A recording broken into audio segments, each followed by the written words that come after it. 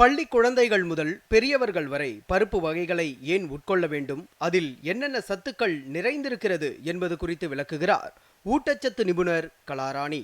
பருப்பை பற்றி நம்ம கொஞ்சம் தெளிவாக தெரிஞ்சுக்கிட்டோன்னா அது இந்த உலக பருப்பு தினத்துக்கு ரொம்ப உபயோகமாக இருக்கும். ஸோ இது நம்ம பாரம்பரியத்திலே வந்தது தான். இப்போ ஒரு பொண்ணு ஏஜ் அட்டன் பண்ணிட்டாங்கன்னா ஃபஸ்ட்டு அவங்களுக்கு கொடுக்கணும்னு சொல்கிறது உளுந்தங்களி கொடுக்க சொல்லுவாங்க. சரி, ஏன் அந்த உளுந்தங்களி அப்படின்னு கேட்டிங்கன்னா, இருக்கிற பருப்பு வகையிலேயே புரதம் நிறையா இருக்கிறது அந்த உளுந்தில் தான். அதனால தான் அந்த காலத்தில் இந்தளவு டெஸ்ட் பண்ணி இது இருக்குதா இல்லையான்லாம் அவங்க பார்த்ததில்ல. பட் ஏஜ் அட்டன் பண்ணாலே உளுந்தங்களி கொடுக்கணும், அதை நல்லெண்ணெயோடு சேர்த்து கொடுக்கணும் அப்படிங்கிறது ஒரு மரபாகவே நம்மளோட கல்ச்சரில் வச்சுருக்குறாங்க. ஆனால் இந்த காலகட்டத்தில் நம்ம என்ன பண்ணியிருக்கோம், அந்த மரபெல்லாம் மறந்தாச்சு. ஃபாஸ்ட் ஃபுட் போகிறோமா, பீஸா வாங்குகிறோமா, பர்கர் வாங்குகிறோமா, ஃப்ரைட் ரைஸ் வாங்குகிறோமா, இந்த நான் சொன்ன இந்த 3 ஐட்டம்ஸ்லையும் எங்கேயாவது பருப்பு சேர்ந்துருக்குதா?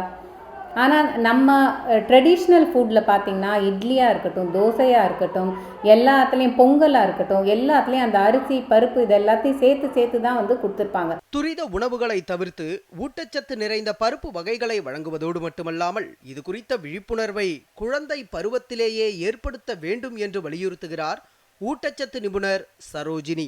இந்த பருப்பு சாதம்ன்றது நமக்கு சின்ன வயசுலேருந்தே ஒரு குழந்தைக்கு உணவு ஊட்ட ஆரம்பிக்கும் போதுலேருந்து இந்த பருப்பு சாதம்ன்றது ஆரம்பிச்சிருச்சு.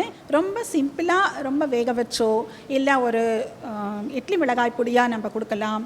நம்ம முளைக்கட்டி அதில் வெல்லம் தேங்காய் போட்டு இந்த பச்சை பயிறு வகைகளை வேக வச்சு சுண்டலாக குழந்தைகளுக்கு கொடுக்கலாம், கார சுண்டலாக செய்து கொடுக்கலாம். இப்போ நவராத்திரி டைமில் பார்த்திங்கன்னா எதுக்கு நம்ம முக்கியத்துவம் கொடுக்குறோம், அது ஒரு நாளைக்கு ஒரு பருப்பு வகைகளுக்கு தான் நம்ம முக்கியம் கொடுக்குறோம். ஸோ நம்மளுடைய இதனையும் கூட நம்ம மரபு மார்க்கத்திலையும் கூட இந்த பருப்புகளுக்கு முக்கியத்துவம் இருக்குது.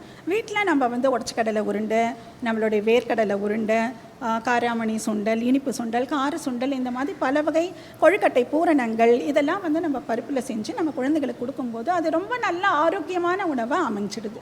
அந்த குழந்தைங்களுக்கு நம்ம கிரியேட் பண்ணணும். அப்போ குழந்தைகள் ஏன் இதை நம்ம சாப்பிட்றோன்றது தெரிஞ்சு புரிஞ்சு செய்யும் போது அவங்க அதை உணர்ந்து அவங்களே சரியான உணவை தேர்ந்தெடுத்து சாப்பிடுவாங்க.